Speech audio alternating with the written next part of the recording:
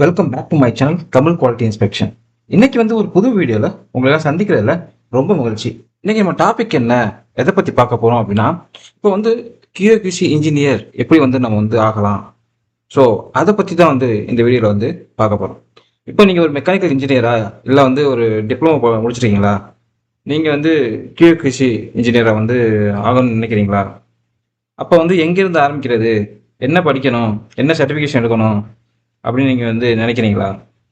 இல்லை ஃப்ரெஷருக்கு வேலை கிடைக்குமா, இல்லை கல்ஃபில் வந்து சேலரி எவ்வளோ கிடைக்கும், இந்த எல்லா கேள்விகளுக்கும் வந்து இந்த வீடியோவில் வந்து முழுமையாக வந்து நான் வந்து பதில் சொல்ல போகிறேன். ஸோ நான் இந்த ஃபீல்டில் வந்து பல வருடமாக வந்து வேலை பார்த்துக்கிட்டு இருக்கேன். ஸோ என்னோட அனுபவத்தில் அடிப்படையில் வந்து ஒரு பிகினராக இருந்து QAQC இன்ஜினியராக எப்படி வரலாம் என்பதை வந்து ஸ்டெப் பை ஸ்டெப்பாக வந்து நான் வந்து ஒரு வீடியோ வந்து மேக் பண்ணியிருக்கேன். வாங்க வீடியோக்குள்ள போகலாம்.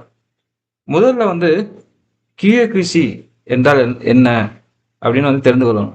சரிங்களா? எல்லாரும் என்ன நினைக்கிறாங்கன்னா, QAவும் QCயும் வந்து ஒன்று அப்படின்னு நினைக்கிறாங்க. உண்மையில் இது ரெண்டும் வந்து வேறு வேறு தான். சரிங்களா? QA என்றால் குவாலிட்டி அஷூரன்ஸ். ஸோ இதோட முக்கிய நோக்கம் என்ன அப்படின்னு நீங்கள் பார்த்தீங்கன்னா, உங்களுக்கு வந்து பிழை வராமல் வந்து தடுக்கிறது, டிஃபெக்ட் வராமல் தடுக்கிறது. சரிங்களா? ஒரு ஒரு சிஸ்டத்தை வந்து உருவாக்கி ஸோ அதை நம்ம ஃபாலோ பண்ணோம் அப்படின்னா உங்களுக்கு எந்த ஒரு பிழை வராமல் உங்களுக்கு வந்து ஒரு நல்ல சிஸ்டம் வந்து நல்ல பொருள் வந்து கிடைக்கும். சரிங்களா? இதுவே வந்து QC அப்படின்னா என்ன, குவாலிட்டி கண்ட்ரோல். இதனோட முக்கிய நோக்கம் என்ன அப்படின்னா, ஏதாச்சும் ஒரு டிஃபெக்ட் வந்திருக்கா, இல்லை ஒரு தப்பு நடந்திருக்கா அப்படின்னு வந்து செக் பண்ணுறது, அதை கண்டுபிடிக்கிறது தான் வந்து இந்த குவாலிட்டி கண்ட்ரோல். சரிங்களா? தப்பு வராம தடுக்கிறது வந்து குவாலிட்டி அஷூரன்ஸ். சரிங்களா? ஒரு உதாரணத்துக்கு நீங்க பாத்தீங்கன்னா, இப்போ நீங்க ஒரு வீட்டில் வந்து நம்ம வீட்டில் வந்து நீங்க பிரியாணி வந்து சமைக்கிறீங்க. சரிங்களா? ஸோ பிரியாணி சமைக்கிறதுக்கு நல்ல ஒரு குவாலிட்டியான அரிசி வாங்குறீங்க, நல்ல மசாலா வாங்குறீங்க. சரிங்களா? அதே மாதிரி நல்ல ரெசிபியை ஃபாலோ பண்றீங்க. செயல்முறைகள் வந்து யூடியூப்ல வந்து கொடுத்துருப்பாங்களா, ஸோ அதோடைய செய்முறை எப்படி அப்படின்னா அதை வந்து கரெக்டாக ஃபாலோ பண்ணுறீங்க, அளவான தண்ணி வந்து ஊற்றுறீங்க. இது எல்லாமே வந்து QA. சரிங்களா? ஸோ இதில் வந்து QC பார்ட் என்ன அப்படின்னு பார்த்தீங்கன்னா, அந்த பிரியாணி வந்து வெந்ததுக்கு அப்புறம் சரிங்களா டேஸ்ட் பார்க்குறீங்க, அதுக்கப்புறம் உப்பு சரியா இருக்கா அப்படின்னு பார்க்குறீங்க, வெந்திருக்கா, சரிங்களா, வாசனை சரியா இருக்கா. இதுதான் வந்து குவாலிட்டி கண்ட்ரோல். நம்ம செக் பண்ணுறோம், குவாலிட்டியாக இருக்கான்னு செக் பண்ணுறது குவாலிட்டி கண்ட்ரோல். சரிங்களா? ஸோ இதுதான் வந்து குவாலிட்டிக்கும் குவாலிட்டி கண்ட்ரோலுக்கும் குவாலிட்டி அஷூரன்ஸுக்கும் ஒரு டிஃபரன்ஸ். இண்டஸ்ட்ரியிலையும் இதே கான்செப்ட் தான். சரிங்களா? ஒரு ப்ரொடக்ஷன் ஆரம்பிக்கிறதுக்கு முன்னாடி சரிங்களா ஒரு குவாலிட்டி சிஸ்டத்தை வந்து அமைப்பது. சரிங்களா? ஒரு சிஸ்டத்தை வந்து நம்ம அமைக்கிறது தான் வந்து குவாலிட்டி அஷூரன்ஸ். எதெல்லாம் ஃபாலோ பண்ணணும், எதெல்லாம் வந்து செக் பண்ணணும். சரிங்களா? இதெல்லாம் வந்து ஒரு சிஸ்டத்தை கிரியேட் பண்றது, இது குவாலிட்டி அஷூரன்ஸ். சரிங்களா? ஸோ ப்ராடக்டை வந்து தயாரிச்சதுக்கு அப்புறம் இன்ஸ்பெக்ஷன் பண்றது. சரிங்களா? அதுதான் வந்து குவாலிட்டி கண்ட்ரோல். ஃபர்ஸ்ட் வந்து கிளியரா வந்து QAனா என்ன, QCனா என்னன்னு தெரிஞ்சுக்கணும். அதுதான் வந்து இம்பார்ட்டன்ட். சரிங்களா? அதுக்கப்புறம் இந்த QAQC இன்ஜினியர் அவங்க என்ன வேலை செய்வாங்க, அவங்களுடைய ரெஸ்பான்சிபிலிட்டிஸ் என்ன அப்படின்னு வந்து தெரிஞ்சுக்கணும். சரிங்களா? ஒரு QAQC இன்ஜினியர் என்ன வேலை செய்வாங்க அப்படின்னா, பல பேர் என்ன நினைச்சிட்டு இருக்காங்க அப்படின்னா, இந்த QC இன்ஜினியர் வந்து வெர்னியரு. சரிங்களா? ஸோ வெர்னியர் வச்சு மெஷர் பண்றது மட்டும்தான் அவங்களோட வேலை அப்படின்னு நினைக்கிறாங்க. சரிங்களா? இந்த QAQC இன்ஜினியர் வந்து இந்த வெர்னியரை அப்புறம் இன்ஸ்ட்ருமெண்ட்ஸ் இதை மட்டும்தான் வந்து இதை வச்சு தான் வந்து செக் பண்ணணும் அப்படின்னு கிடையாது. சரிங்களா? அது வந்து ஒரு சின்ன பார்ட் மட்டும்தான். சரிங்களா? அவங்களுடைய ரெஸ்பான்சிபிலிட்டிஸில் வெர்னியர் யூஸ் பண்ணுறது ஒரு சின்ன பார்ட்டு. ஸோ முக்கிய வேலைகள் என்ன, ஒரு QAQC இன்ஜினியரோட முக்கிய வேலை என்ன அப்படின்னு வந்து தெரிஞ்சுக்கணும். சரிங்களா? ஃபர்ஸ்ட் வந்து இந்த டிராயிங்கை வந்து பார்க்க தெரிஞ்சுக்கணும். சரிங்களா? டிராயிங் வந்து ரிவ்யூ பண்ண கண்டிப்பாக தெரிஞ்சுக்கணும். சரிங்களா? அடுத்து மெட்டீரியல் வெரிஃபிகேஷன், மெட்டீரியல் எப்படி வெரிஃபை பண்ணுறது அப்படின்னு அவங்க தெரிஞ்சுக்கணும். MTS எப்படி ரிவ்யூ பண்ணுறது, எந்த ஸ்டாண்டர்டை வந்து செக் பண்ணுறதுக்கு ரிவ்யூ பண்ணுறதுக்கு யூஸ் பண்ணணும், இது எல்லாமே தெரிஞ்சுக்கணும். அப்புறம் இன்கமிங் இன்ஸ்பெக்ஷன்னா என்ன, அதில் என்னென்னலாம் ஃபாலோ பண்ணணும், சரிங்களா அப்படின்னு தெரிஞ்சுக்கணும். ஸோ இன்கமிங் இன்ஸ்பெக்ஷன் இல்லை ரா மெட்டீரியல் இன்ஸ்பெக்ஷன், அப்புறம் ரிசீவ் இன்ஸ்பெக்ஷன், அப்புறம் இன் ப்ராசஸ் இன்ஸ்பெக்ஷன்னா என்ன தெரிஞ்சுக்கணும். இன் ப்ராசஸ்னா ஒவ்வொரு நம்ம இப்போ வந்து ஒரு மேனுஃபேக்சரிங் இண்டஸ்ட்ரியில் பார்த்தீங்கன்னா நிறைய ஸ்டேஜ் வைஸ் ப்ராசஸ் இருக்கும். ஸோ ஒவ்வொரு ப்ராசஸ் முடிஞ்சதுக்கு அப்புறமும் நம்ம வந்து குவாலிட்டி செக் பண்ணணும். ஸோ அது இன் ப்ராசஸ் இன்ஸ்பெக்ஷனில் வரும். ஸோ ஃபுல் ப்ராடக்ட் முடிஞ்சதுக்கு அப்புறம் வர்றது வந்து ஃபைனல் இன்ஸ்பெக்ஷன். ஸோ இதெல்லாம் நீங்கள் வந்து தெரிஞ்சுக்கணும். ஸோ கஸ்டமர் இன்ஸ்பெக்ஷன், அப்புறம் வந்து கேலிப்ரேஷன் வெரிஃபிகேஷன், நம்ம யூஸ் பண்ணக்கூடிய இன்ஸ்ட்ருமெண்ட்ஸ் கேலிப்ரேட் ஆயிருக்கா, கேலிப்ரேஷன் பிளான் வந்து பண்ணணும். நம்ம யூஸ் பண்ணக்கூடிய எக்யூப்மெண்ட்டுக்கு வந்து அந்த இயர்லி பிளான், எப்போ வந்து கேலிப்ரேஷன் டியூ, இந்த பிளான் எல்லாமே நம்ம தான் பார்க்கணும். சரிங்களா. அதுக்கப்புறம் இன்ஸ்பெக்ஷன் ரிப்போர்ட்ஸ் மேக் பண்ணணும். என்சிஆர் ஏதாச்சும் ஒரு நான் கன்ஃபார்மன்ஸ் வந்துச்சுன்னா அதுக்கு ரிப்போர்ட் மேக் பண்ணணும். NCR handling. சரிங்களா. ஸோ கஸ்டமர் எண்டில் வந்து ஒரு இஷ்யூஸ் வருது அப்படின்னா நம்ம வந்து அதுக்கு வந்து கப்பா கிரியேட் பண்ணணும், கப்பா வந்து மேக் பண்ணணும், கரெக்டிவ் ஆக்ஷன், ப்ரிவென்டிவ் ஆக்ஷன்ஸ். சரிங்களா. ரூட் காஸ் வந்து கண்டுபிடிக்கணும். அதுக்கப்புறம் நம்ம வந்து ஆடிட், இன்டர்னல் ஆடிட் வந்து நம்ம வந்து பண்ணணும். அதே மாதிரி தேர்ட் பார்ட்டி ஆடிட் வந்துச்சுன்னா அதுக்கு நம்ம சப்போர்ட் பண்ணணும்.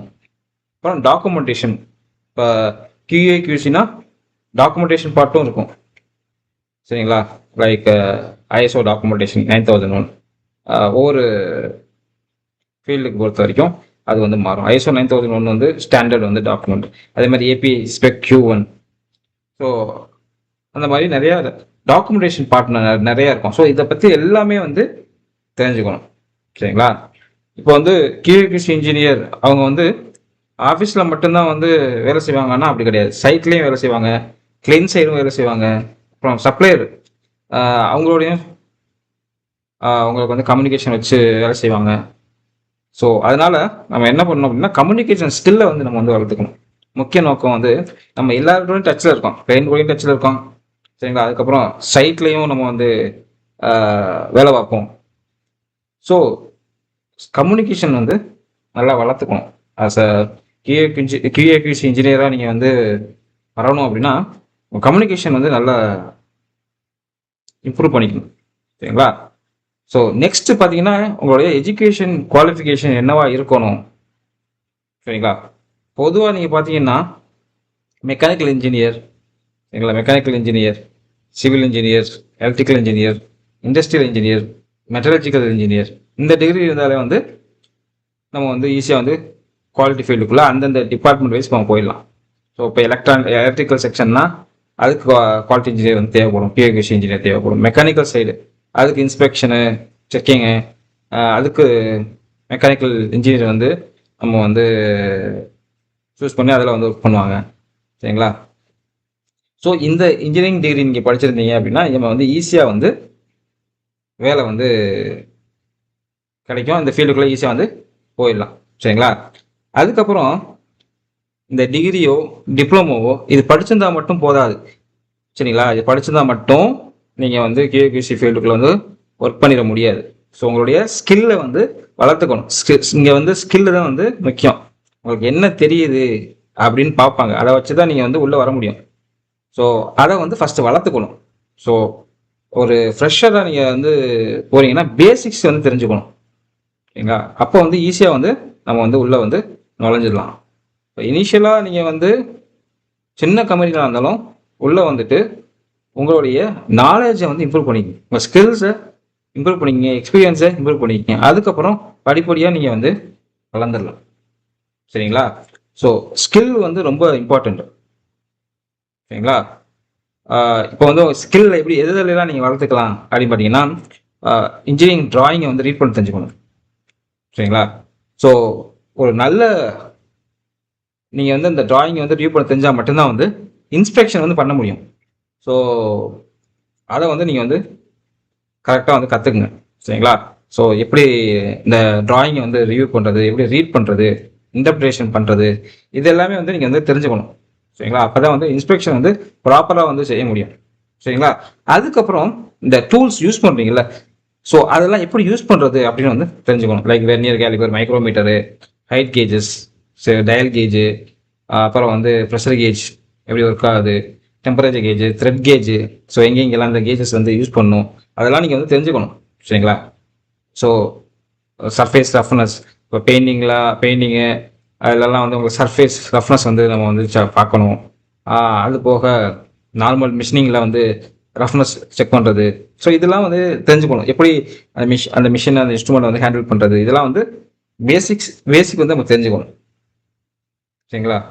இது எல்லாமே கொஞ்சம் தெரிஞ்சுக்கணும். அதுக்கப்புறம் நம்ம வந்து டாக்குமெண்டேஷன் பார்ட்லாம் பண்ணுவோம், ரிப்போர்ட்லாம் பண்ணுவோம். ஸோ எக்ஸல் வந்து கொஞ்சம் நல்லா வந்து தெரிஞ்சுங்க. சரிங்களா. எப்படி ரிப்போர்ட் மேக் பண்ணுறது, சரிங்களா, எப்படி ரிப்போர்ட் மேக் பண்ணுறது, ஸோ அந்த ஃபார்முலா எப்படி கிரியேட் பண்ணுறது, அதெல்லாம் எக்ஸலில் வந்து நீங்கள் கொஞ்சம் கற்றுக்குங்க. சரிங்களா. ரிப்போர்ட் ப்ரிப்பரேஷன் வந்து எப்படி பண்ணணும் அப்படின்னா தெரிஞ்சுங்க. ஃபார்மேட் வந்து நிறையா வந்து நீங்கள் இப்போ பார்க்கலாம், கூகுள்லேயே வந்து தேடி பார்த்தாலும் வந்து தெரியும். அதே மாதிரி ஓனாகவே நீங்கள் ப்ரிப்பேர் பண்ணிங்கன்னா உங்களுக்கு மைண்டில் வந்து எப்போவுமே வந்து இருக்கும். சரிங்களா. ஈஸியாக வந்து வேறு கம்பெனி மாறும்போது நீங்கள் உங்களுக்குன்னு ரிப்போர்ட் ஃபார்மேட் எல்லாமே சிமிலராக தான் இருக்கும். ஸோ உங்களுக்கு என்ன ஐடியா இருக்கோ, என்னென்னலாம் இம்ப்ளிமெண்ட் பண்ணணுமோ அதை நீங்கள் பண்ணிக்கலாம். சரிங்களா. அஸ் அ ஃப்ரெஷரை வந்து நீங்கள் வந்து பேசிக்காச்சும் தெரிஞ்சுக்கணும். சரிங்களா. அப்போ வந்து நம்ம வந்து ஒரு சின்ன கம்பெனியில் வந்து ஓப்பனிங் இருந்தாலும் நம்ம வந்து போயிடணும். சேலரி வந்து ஃபஸ்ட் இம்பார்ட்டன்ட் கிடையாது.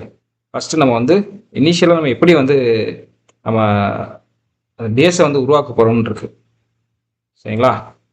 ஸோ சின்ன கம்பெனி அங்கே தான் வந்து நிறையா கற்றுக்க முடியும். ஸோ நிறையா ரெஸ்பான்சிபிலிட்டி வந்து அங்கே இருக்கும். நீங்கள் மல்டிபிள் வேலை பார்ப்பீங்க. ஸோ என்னோட அனுபவத்தில் அப்படின்னா சின்ன கம்பெனியில் நீங்கள் வந்து வேலை பார்த்தீங்க இனிஷியல் ஸ்டேஜில் அப்படின்னா உங்களோட பேஸ் வந்து ரொம்ப ஸ்ட்ராங் ஆகும். நிறையா வந்து நீங்கள் வந்து கற்றுக்கலாம். சரிங்களா. அடுத்து வந்து உங்களுடைய இங்கிலீஷ் கம்யூனிகேஷன், அந்த டெக்னிக்கல் கம்யூனிகேஷன் வந்து நல்லா இருக்கணும். ஓகேவா. இங்கிலீஷ் ஃப்ளூயன்சி கொஞ்சம் நல்லா இருந்தால் ஈஸியாக வந்து நம்ம வந்து இன்டர்வியூலாம் வந்து கிராக் பண்ணிடலாம். கொஞ்சம் பேசிக் டெக்னிக்கல் ஸ்கில் இருந்தாலே போதும். சரிங்களா. ஏன்னா இந்த இமெயில் டாக்குமெண்டேஷன் ஒர்க்கு இது எல்லாமே வந்து இங்கிலீஷில் தான் நம்ம வந்து மேக் பண்ணுவோம், இந்த ரிப்போர்ட்ஸ் எல்லாமே. அதனால் கொஞ்சம் இங்கிலீஷ் வந்து உங்களுக்கு தெரிஞ்சுக்கணும். ஓகேங்களா. அதுக்கப்புறம் உங்களுக்கு எக்ஸ்பீரியன்ஸ் ஆக ஸ்டாண்டர்ட்ஸ் இதை பற்றி எல்லாமே தெரிஞ்சுக்கணும். ஸோ நீங்கள் ஒன்ஸ் ஃபீல்டுக்குள்ளே என்ட்ரு ஆகிட்டீங்க, QAQC இன்ஜினியரிங் ஃபீல்டுக்குள்ளே என்ட்ரு ஆகிட்டீங்க அப்படின்னா ஸ்டாண்டர்ட் பற்றி தான் வந்து கண்டிப்பாக வந்து தெரிஞ்சுக்கணும். ஸோ மெக்கானிக்கல் ஃபீல்டில் பொறுத்த வரைக்கும், இப்போ நீங்கள் மெக்கானிக்கல் ஃபீல்டில் வந்து ஒர்க் பண்ணுறீங்க, QAQCயாக ஒர்க் பண்ணுறீங்கன்னா உங்களுக்கு ASME standards, so ASTM standard, API standards, AWS standard, ISO standards. இப்போது நீங்கள் கல்ஃப் கண்ட்ரீஸில் வந்து ஒர்க் பண்ணுறீங்க அப்படின்னா இங்கே வந்து அரங்கோ, சவுதி அரங்கோ ஸ்டாண்டர்ட்ஸ் இருக்குது, அட்னாக் ஸ்டாண்டர்ட்ஸ் இருக்குது. சரிங்களா. ஸோ ஒவ்வொரு என்டியூசருக்கு பொறுத்தும் அந்த ஸ்டாண்டர்ட்ஸ் மாறும். மோஸ்ட் ஆஃப் த ஸ்டாண்டர்ட் வந்து அப்படியே வந்து அமெரிக்கன் ஸ்டாண்டர்டோட லிங்க் பண்ணி தான் வந்து இருக்கும். ஸோ சின்ன சேஞ்சஸ் இருக்கும். ஸோ அதை நம்ம வந்து தெரிஞ்சுக்கணும். சரிங்களா. அதுக்கப்புறம் கிளைண்டோட ஸ்பெசிஃபிகேஷன் இதெல்லாமே நம்ம வந்து தெரிஞ்சு வைக்கிறது நல்லது. இந்த எல்லா ஸ்டாண்டர்டுமே நம்ம வந்து ஒரே நாளில் வந்து படிச்சிட முடியாது, படிக்கணும் அவசியம் இல்லை. ஸோ ஒரு நாளைக்கு நீங்கள் வந்து ஒரு 5 பேஜ் வந்து பார்த்தாலுமே ஒரு வருஷத்துக்குள்ளே நீங்கள் பார்த்தீங்கன்னா ஒரு நிறையா நீங்கள் கற்றுருந்துருக்கலாம். சரிங்களா. நிறையா வந்து நீங்கள் கற்றுருப்பீங்க. சரிங்களா. கொஞ்சம் கொஞ்சமாக நீங்கள் படிக்கும்போது ஸோ உங்களுக்கு வந்து நிறையா வந்து தெரிஞ்சிருக்கும். ஸோ அதை நீங்கள் வந்து ஃபீல்டில் வந்து இம்ப்ளிமெண்ட் பண்ணும்போது உங்களுக்கு நிறைய எக்ஸ்பீரியன்ஸ் வந்து கிடைக்கும், நிறைய உங்களுடைய ஸ்கில்ஸ் வந்து இம்ப்ரூவ் ஆகும். சரிங்களா. நான் வந்து எப்போவுமே வந்து சொல்கிறது என்ன அப்படின்னா, இப்போ ஸ்டாண்டர்டை வந்து படிக்கிறது வந்து ஒரு ஹேபிட்டாக வந்து வச்சுக்கோங்க. சரிங்களா. இது வந்து ஒரு எக்ஸாம் வந்து இல்லை, இது வந்து ஒரு ரெகுலராக நீங்கள் வந்து ஒரு ஹேபிட்டாக நீங்கள் வச்சுக்கிட்டிங்கன்னா உங்களுக்கு வந்து அதே ஒரு பழக்கமாயிரும். டெய்லி ஒரு 5 பேஜ் படிக்கிறதுனால ஒன்றும் ஆக போகிறது இல்லை. ஸோ நீங்கள் எப்போ ஃப்ரீ டைம் இருக்கோ ஸோ அதிலெல்லாம் நீங்கள் படித்து உங்களுடைய ஸ்கில்லை வந்து இம்ப்ரூவ் ஆகிக்குங்க. சரிங்களா. இது வந்து QAQC ஃபீல்டுக்கு உள்ளே போனதுக்கப்புறம் நீங்கள் வந்து இம்ப்ரூவ் ஆகிக்கணும். சரிங்களா. ஸோ இந்த QAQC ஃபீல்டுக்குள்ளே போகிறதுக்கு என்னென்ன சர்டிஃபிகேஷன்லாம் நீங்கள் வந்து பண்ணணும், ஸோ அஸ் அ ஃப்ரெஷராக அப்படின்னு பார்த்தீங்கன்னா என்னோட ரெக்கமெண்டேஷன் பார்த்தீங்கன்னா இனிஷியலாக வந்து ISO 9001 இன்டர்னல் ஆடிட்டர். ஸோ இதை வந்து நீங்கள் வந்து சர்டிஃபிகேஷன் வந்து எடுத்து படிச்சுங்க. அதுக்கப்புறம் entity level 2, so ASNT level 2 இதில் வந்து DPT, லிக்விட் பேட்டன் டெஸ்ட் இருக்குது, அப்புறம் MPI இருக்குது, UTRT. ஸோ இதில் 5 அந்த மெத்தட் வந்து படிச்சுக்கலாம். சரிங்களா? இதுதான் வந்து பேசிக். அதுக்கப்புறம் நீங்கள் வந்து ஒரு வெல்டிங் கியூசியாக போக போகிறீங்க. சரிங்களா? வெல்டிங் கியூசியாக போக போகிறீங்க அப்படின்னா சிசிஎஃப் 3.1 இல்லைன்னா ஏடபிள்யூஎஸ். ஸோ இப்போ கல்ஃப் கண்ட்ரீஸில் மோஸ்ட்லி வந்து கியூபிசி இன்ஜினியர்ஸ் நீங்கள் பார்த்தீங்கன்னா சிசிஎஃப்பும் வச்சுருக்காங்க. ஸோ இங்கே வந்து மோஸ்ட்லி பார்த்தீங்கன்னா வெல்டிங் ஆக்டிவிட்டீஸ், வெல்டிங் ஃபேப்ரிகேஷன்ஸ் அந்த செக்டார்ஸில் வந்து அதிகமாக வந்து கியூபிசி இன்ஜினியர்ஸ் வந்து ஒர்க் பண்ணுவாங்க. ஸோ அதனால் வந்து சில கம்பெனியில் வந்து சிசிஎஃப் 3.1 மேண்டேட்ரி வந்து கேட்குறாங்க. ஸோ சிசிஎஃப் 3.1 இல்லை ஏடபிள்யூஎஸ் அது வந்து கேட்குறாங்க. கல்ஃப் கண்ட்ரியில் மோஸ்ட்லி சிசிஎஃப் 3.1 வந்து அதிகமாக கேட்குறாங்க. சரிங்களா?